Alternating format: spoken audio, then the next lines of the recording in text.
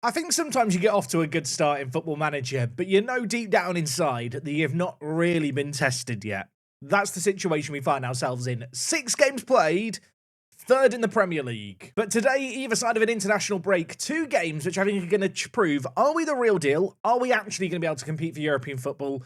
Or is it going to be a bit like last year and we're just kind of a 9th place team? Up first, we're taking on Tottenham. They secured a top 4 finish last year. Their median prediction is 4th. They struggled a little bit to start the year, albeit they have a game in hand on everyone else. And then after that, we take on the runaway leaders at the top of the table. Martin Odegaard's assists have fired Arsenal to the summit of the Premier League. They've played 7 games. They've won 7 games.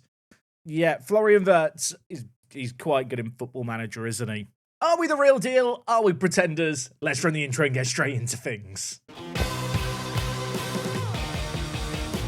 Yes, folks, how is it going? And a warm welcome back. Let me tell you now, I think we've learned some things about the team since last episode. We've played 6 games in total, 2 in the League Cup, 4 in the Premier League. It's been a very good start to the season. Now, if you're wondering if there was any late transfer drama, ahead of deadline day and stuff, not really. But if we just look at transfers that I did on deadline day, we were able to get rid of a load of players on loan. George Edmondson also left the club. A bit of a bittersweet moment to see him leave. Our former captain, just kind of his time was run up at the club. He's gone down to League 2 Oldham, which I think is a reflection of kind of where his ability's at now. But crucially, with all those loan departures and that one sale, we have managed to lower our wage budget fairly significantly. We are still over the wage budget, which is really annoying me because I can't rejig some of this £30 million transfer budget, but we are only over it by £2,000, which I feel like I can deal with. Now, I'd be lying if I was to say the start to the season was plain sailing, having absolutely fresh, newly promoted Swansea, and then gone on to obviously lose against Manchester United. I thought against newly promoted Coventry, we'd win handsomely. In the end, it was a 2-1 win. Not exactly convincing. Marcus Sheldon, though, the man we have to thank. He has 6 goals in 6 Premier League games. That new role we've been playing him in as the complete forward is definitely seeing him get into more dangerous areas and be a lot more productive, which is great to see. And one thing to note with Coventry is they're actually up in 4th in the league. Obviously, newly promoted, they've won the winnable games. They actually lost their first 3 games and have won the last 4 league games in a row to climb up to 4th. So maybe that was actually quite a good result. After that, we navigated a tricky tie in the EFL Cup, taking on Fulham away from home. Shirtliff with a goal and also Brennan with a goal. Use this as an opportunity to play the kids. Brennan, 2 appearances in the Carabao Cup, 2 goals. As for Brennan, popped up with a very big goal in the Premier League, which we're going to talk about in just a moment. I'm desperate to give this guy game time. He looks like he could be a really clutch player for us. And that game where he came up clutch was this one here, Burnley. Now, we went 1-0 down in the 89th minute. Not ideal by any means. What a goal that was, by the way. My heart sank as I saw extra time trickling away. 5 minutes of added time given, and we popped up with this goal here. You're going to guess who's at the back post. It was Brennan leaping like a salmon to score. But that was not that, because straight from kickoff, Ajaria won the ball. He played it down the line to Rashid Mohammed, who took it round his man and tucked into the bottom corner for not just a 95th minute goal, but a 96th minute goal as well. Burnley were robbed. I'd be lying if I was to say I didn't celebrate that one a little. It was 1 a.m, so I had to keep it down for the misses, but I mean, how can you not love a game of Football Manager like this? After that, a more routine win in the EFL Cup against Rotherham. Again, using a completely rotated team was great to see. However, we couldn't get a win against Crystal Palace. A 3-2 defeat away from home. I feel like it doesn't look all that good. I'm going to be honest, Crystal Palace are not a bad little team. Their media prediction is 11th. They were the favourites going into that game. They've not started the season too badly either. They're in the top half. And well, the good news was, having struggled in that game against Crystal Palace, against a Wolves team who last year were the standout overperformers, we managed to get a great little win. 4-2 here. Gavin Wallace with a hat-trick of assists. Yeah, this guy's looking really, really good. I'll appreciate the fact that training-wise, not all that impressive. He has as many assists this season as he had in the whole of last season, and we've only played 6 matches. So Gavin, you've got the left-back spot for now, mate. It's his to lose. And well, to be honest, across the board, things looking really good at the club. Having got rid of some of those squad players that I wasn't all that happy with, we've actually managed to get a squad of 25 players. Another man who I forgot to mention who's left, who it would be very rude of me not to mention, is this man, Amari Hutchinson. On loan at Sheffield Wednesday, they do have an option to buy him, if I'm not mistaken. Yeah, an optional future fee of 12 million. I'm unsure if they're actually going to exercise that option, but he was never going to play game time for us. Again, just good to get the £23,000 off the wages, really. But yeah, just circling back to my previous point, this squad now actually feels like a proper little squad. And when you look at the performances from players, Everyone's pulling together and playing really well. Sheldon and Meredith have been leading the line. I mentioned Sheldon 6 goals in 6. Meredith has 7 goal contributions in 6 games as well. Suddenly, he's looking very much worth that £31 million that we paid. I feel like the team has definitely taken a step up this year. In terms of assists, Meredith is actually the second highest assister. Will Lancashire, by comparison, not getting as many goals as his 2 counterparts in the front 3. But it's not like he's playing awfully. He's got 1 goal and 2 assists in 5 games. I suppose we're blessed to be in a situation where I have been able to chop and change and rotate things as I wish. As of late, Rashid Mohammed has just started to start over Lancashire, but he's not played all that well in those games he started either. We may well go back to Lancashire at some point in the near future. I talked about this year as being a year of development, really focusing on giving young players game time and watching them grow. And I think when I click through some of these players, you definitely get an indicator of that. Colby Hatswell, at 19 years old, is just a man I want to see thrive in this team. My staff still think he's got mad potential. Super consistent player. He started 6 games for us so far. Over a 7.0 rating. He's doing exactly what we need him to do. I know I showed it earlier, but here is a latest look at the league table. We're in 3rd place. A win here could actually take us ahead of Aston Villa up into 2nd, which would be massive, although Tottenham, I don't suspect, are going to be the easiest game today. If they win, they will move up to 3rd. You can see Gavin Wallace is 2nd in the assists, Sheldon is 2nd in the top goal scorer, and Gavin actually 2nd highest when it comes to average rating as well. They are the 2 players that have been the standout performers early on. But you know what? It is very early on in the season. We have to knuckle down and try and get some results. That is exactly what we're going to try and do here as we take on Tottenham away. Like I said, our opening to the season hasn't had all that many challenging games, with the exception of that Manchester United match last episode. I feel like this 3-striker system is still a little unproven in terms of its effectiveness against the big guns. The plan today is to see, can this work against the likes of Tottenham and Arsenal? Is it a viable strategy to play through all games?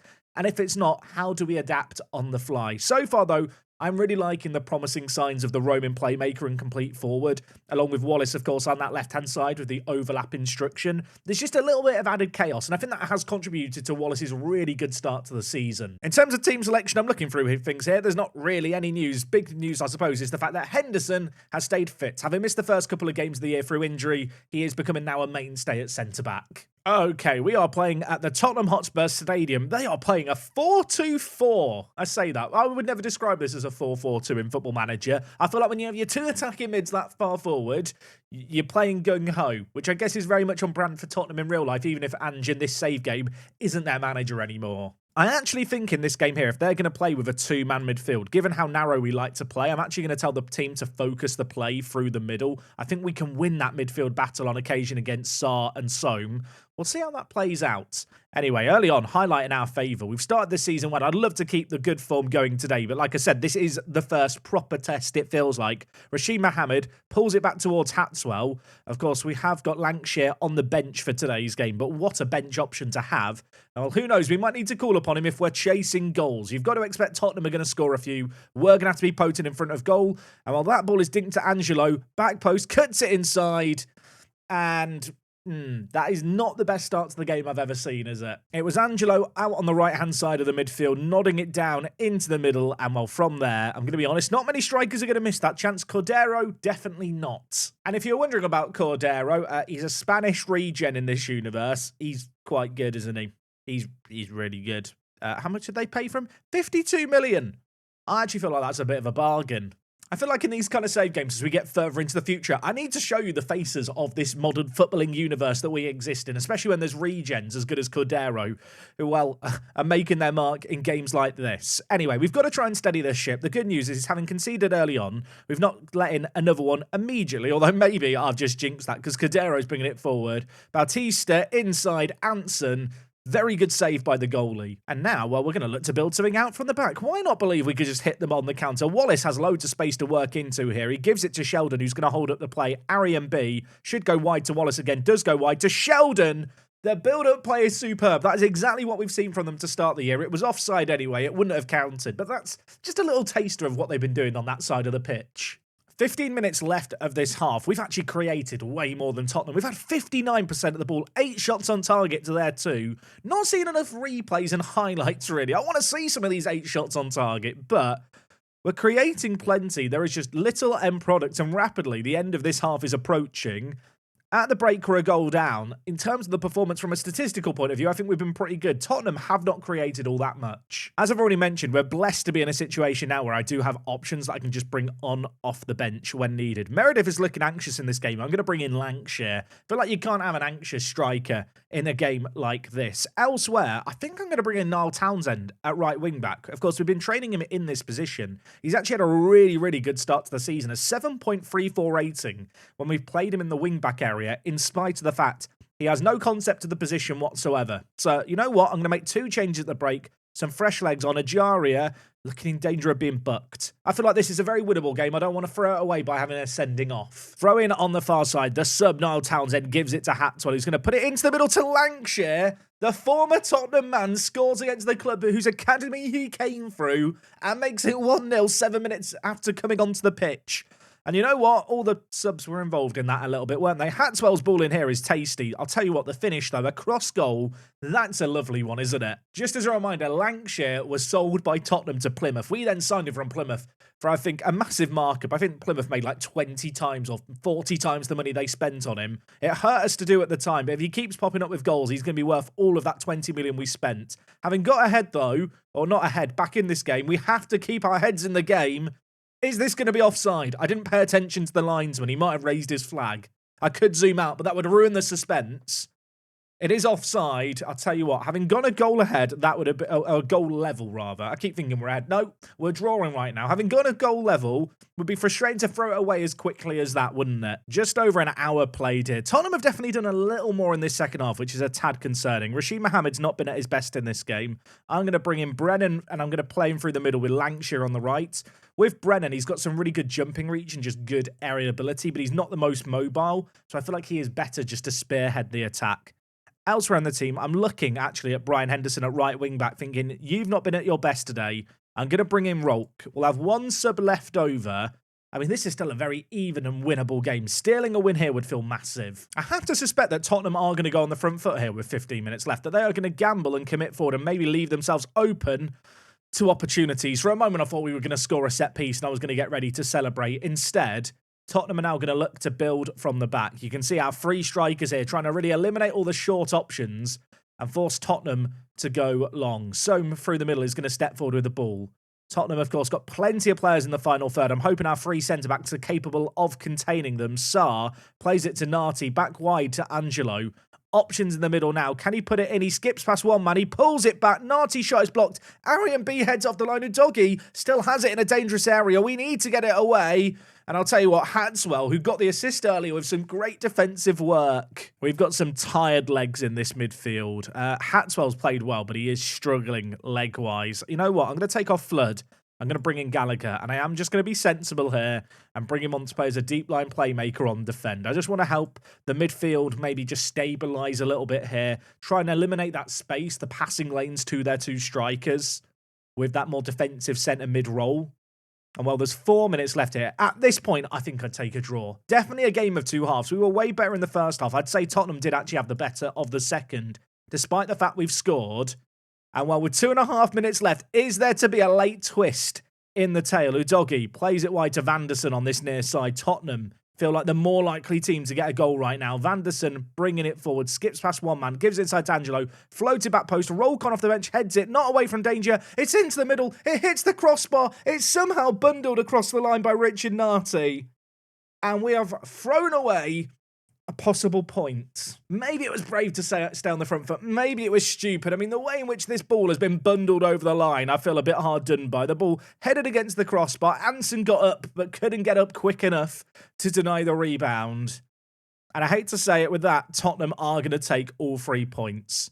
That last flurry of chances really messed up the XG in this game. I think they gained like a whole XG point off the various chances from in the 6-yard box, but yeah, having stolen some points earlier on this season in last-minute moments, we've thrown away some points there, it's safe to say. I mean, we were underdogs. We gave it our best effort. Away from home against Tottenham, a 2-1 defeat of that nature. You know what? I'm not actually that mad. Then again, when I was going into today's kind of episode, I was sat thinking to myself, I probably need a result in the Tottenham game because the Arsenal one is going to be a harder result to get. Yeah, our next game is against Arsenal at home. but it's in 22 days. There's an international break, loads of time for me to rest the players. Good job we're not in European action. Maybe that can play in our favour. You know, Arsenal have got this Rams schedule, although I say that you know what, they've not got a game for 3 weeks either. So that's not even a factor. Look at their start to the season, by the way. They've conceded 3 Premier League goals in 7 games. We have got to change things there. Okay, players can have a rest. They can train up well. Are we going to be able to break that impenetrable defence? Let's find out together. Okay, folks, game number 2 today. Arsenal at home. Arsenal top of the table, 7 wins in a row.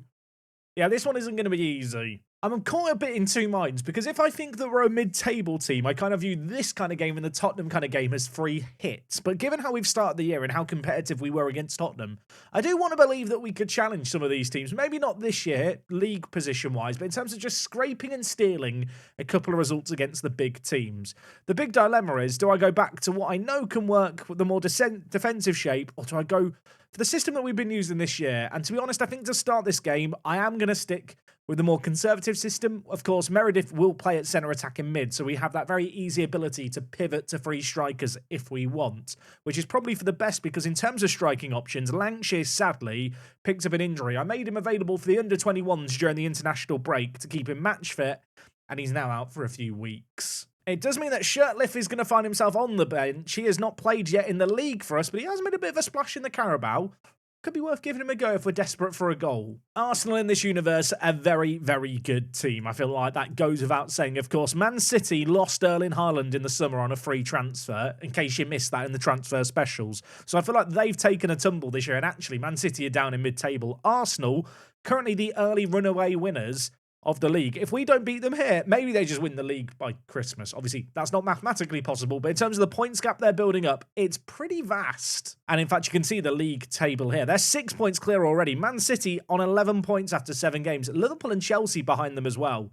I feel like one of the reasons we're so high in the league is because all the big teams have dropped points, which means that, well, obviously, if we want to maintain our position, we need to avoid dropping points too. We need to get a result here. We're playing Arsenal at home. I feel like that is an opportunity for us as the home team to make something happen. Saying all of that, we've given away the ball having been on the front foot, and now Arsenal are getting in behind. Saka lays it back to Saliba at the back. Arsenal still have a rather familiar core to their team as Wirtz plays it forward to Martinelli. Great tackle by Ajaria. Meredith latches onto that loose ball as the centre attack in mid, and now we look to make something through the middle. Sheldon inside to Flood. Nice build-up play here. Flood, Meredith, Sheldon, Mohamed looks offside. I think he is offside. He's finished it superbly. It isn't going to count, is it? We have to go for all the formal processes. I know what's going to pop up here. It was beautifully worked, but yeah, he went early. I mean, 15 minutes into this game, Arsenal yet to have a shot on goal, and now we've got a chance for a set piece. Whip to the back post. Dorrington was under there. Heidel, the Austrian goalkeeper, has collected, and now Arsenal maybe going to look to hit us on the break. Gendry for them at right back. Gives it forward to Buies. I definitely haven't said that name correctly. Saliba lays it across, and Arsenal moving it from one side of the pitch to the other. Nkabi plays it forward to Martinelli. A few former Leverkusen men in this team. Martinelli looking for Wirtz, the other one of those players in the box. And the ref's giving a penalty. David Coots. Is it David Coots? Of course it bloody is. He's been given his job back in this universe. Get him gone. I mean, it is going to count, isn't it, this penalty? It just has to count. Oh, VAR has saved us from David Coots. This is the greatest day ever. I mean, 20 minutes into this game, I'm going to encourage the players. We're doing quite well, lads. Lads, you're doing exactly what we needed and what I expected early on. We're keeping things firm at the back. Oh, why did I say anything? Henderson gives away the ball. Saka now has it for Arsenal, who are going to look to catch us at the back. Played forward, in behind. Difficult angle, lay back to Saka. This is scary. It's a goal. And that is very much self-inflicted. I don't know why I said anything. I shouldn't have said anything. I'm curious by the striker that Arsenal have. I assume it's a regen. He has torn us a new one.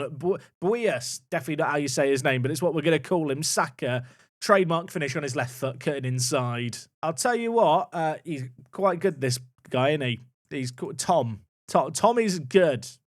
He's a regen from the very first season. Why are there no English players this good? Well, there are. It's Andy White, though. You know what? Let's move on. I mean, we now find ourselves a goal down. I'm caught in two minds. Do I keep doing what we're doing, which was actually producing results until we conceded? And I feel like that is what we need to do. On my word, Ajaria. Questionable header. But you know what? Hatwell's going to keep it alive. We look threatening in this game. That might be a penalty. That might be a penalty. The ref hasn't given the penalty there. He's been told to consult VAR. to give it, I think. Penalty review is going to happen. Is this one going to be a penalty? What is happening today? Okay, we've had 2 penalty decisions for either team that VAR has denied. It's just not been our day. Turns out David Coote is just incompetent. He doesn't just hate Wanderers FC. Flood gives away the ball. We're getting caught in possession again and again and again here. Saka to Martinelli, shoots, hits the post, and goes out for a goal kick. That was scary. Ever since Arsenal got that goal, momentum has been in their favour. You know what? I'm going to do it early. We're going to the more attacking system. Why not? Let's try and pin them back. We've been pretty good at having a decent percentage of possession this year. We've not managed that in this game. I'm hoping that maybe with a change in system, that is something we can look to do. But at the break, it is 1-0 Arsenal. I mean, look at the XG story.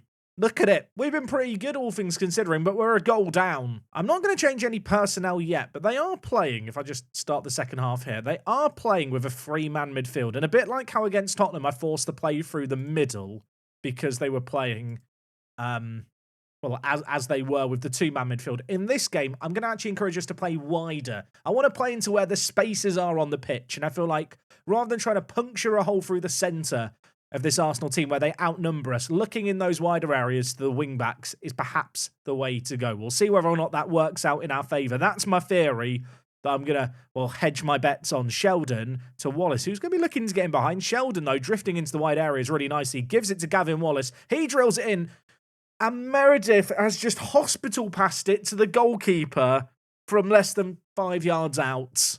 And that felt like an opportunity. I mean, it's come from build-up play in the wide area. We're going to try and do that again now on the right-hand side, I suppose. Rashid Mohammed filling in for Lancashire. Ajaria cutting inside. He shoots. He hits the woodwork as well. Wallace keeps it alive. It's in the penalty area. Wallace, Flood.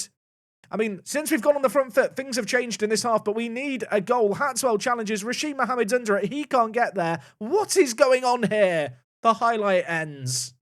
And right as I was about to pause and make some changes as we approach the hour mark. Now Arsenal with maybe a chance in our box, although that is a great win by Meredith. Players working deep and back hard to win the ball. Now we look to launch the counter. Meredith to Ajaria. The wing-backs are looking dangerous since we made our changes. He fizzes it in. It's not the best ball in. Martinelli now looking perhaps to get in behind. We're looking competent, if nothing else. We are definitely not being bullied in this game, and we've won it back superbly. Sheldon, I thought he was going to get at the end of it. Saliba gets in behind and blocks it, but Gavin Wallace keeps this alive. This is a exhilarating experience. I feel like I'm rapping with how quickly I'm having to talk to keep up with the action because, well, neither team wants to keep hold of the ball and both teams want to get it forward. Wirtz plays it in. That is never a pen. David Coote has blown for another penalty. Imagine if VAR intervenes for 3 games in a row. The referee is a cheat. Do not give this penalty VAR, please. It's given the penalty. It's given the penalty. And having had a moment of madness where we were creating a ton, now we could go 2 goals down. Anson, can you turn hero? Saka scored one already. Anson went the right way, but he couldn't stop it. I mean, this has been an absolutely bonkers game of Football Manager. There's still half an hour left. I still believe we can get something here. It's time to make some changes, though. Bernard Brennan, on you come for Meredith. Out on the right-hand side, Rashid Mohammed's not been the best. Shirtliff, on you come. In the wider areas, I'm going to take off Gavin Wallace. And at right wing-back, you know what? I'm bringing in Townsend. I know he can't play right wing-back, but he can play right wing-back. I believe in him. In the midfield, we're struggling as well. You know what? I'm laying all my cards on the table. I'm playing my full hand now. 5 subs. Gallagher on you come too. Always a risk to make 5 subs at once and not leave yourself with another sub in case of injury. But I feel like this is the kind of game where if I make the right changes and get in some fresh personnel, we could still turn around this game. We have created stuff against Arsenal here. In spite of the fact they scored from a penalty, the XGs are so close. All I'm saying is the match momentum stings. On 2 occasions in this game, Arsenal have scored somewhat against the run of play. I was about to pause and make some changes right as another highlight began. So you know what? We'll let Football Manager do its thing. Sheldon could play it inside, does play it inside. Shirtliff is there. His shot is blocked. It's an opportunity denied. And there's 4 minutes. I need a miracle. Townsend can play as an attacking mid. May can play as an attacking mid. I feel like this is needs must at this moment in time. Let's throw some players forward. Arian B. You know what, mate? You can play left wing back too. Let's just try and make something happen. I might be getting desperate. That might be obvious. going more direct, in transition, distribute it to the flanks. Well, let's get it to the wide players that we brought on off the bench. We need a miracle. I'm definitely gambling here. I suppose the blessing of having players like Townsend playing right wing-back is he can just move up the pitch when we want to go for it. Like, we're going for it here. Adam made the left-back has scored his first ever goal for the club. We need another, but he's got one there. Shirtliff, I think it was, with this ball into the box. It was a searching ball for the left-back, come left attack in mid. He leaps and gets it straight over the goalie. It's a one-goal game. I'm now just staring in the top left. 5 minutes of added time. I need something. There's 2.5 minutes. I'm going on very attacking. It's probably going to be in vain. Is there to be any late drama? There isn't. It's another narrow defeat. It's another 2-1 result. And when you look at the stats, I feel like we're a bit unlucky, all in all. I mean, to be fair, Arsenal had conceded 3 goals in 7 games going into that. So in some ways, to score against them once was quite a good achievement. In terms of what it means to the league table, we're down in 6th. Arsenal, look how far clear they are at the top. It makes me feel sick. I don't feel like we need to overreact off the back of those last 2 results. We've got some more winnable games on the horizon, and I would love, really, to go on a cup run this year. In the Carabao Cup, we're into the 4th round. We've got championship opposition in West Brom. Hoping we can make it a little further there. Now, in terms of the plan for episodes this season, last year, you might have noticed we didn't do that many episodes through the season. I really focused on just the big league games that mattered and kind of working out where we fell into place as a Premier League team. I feel like this year, a lot about episodes is really going to be dictated by cup runs and can we mount that charge for European football. It's still very early days. Despite the fact we've lost the 2 matches today, it looks like we can take matches to the big dogs. Anyway, I hope you have a lovely rest of your Monday. Thank you so much for watching today's episode. I'll see you tomorrow for the next one. It's me, Jack, and I'll talk to you guys in a bit. I'm out.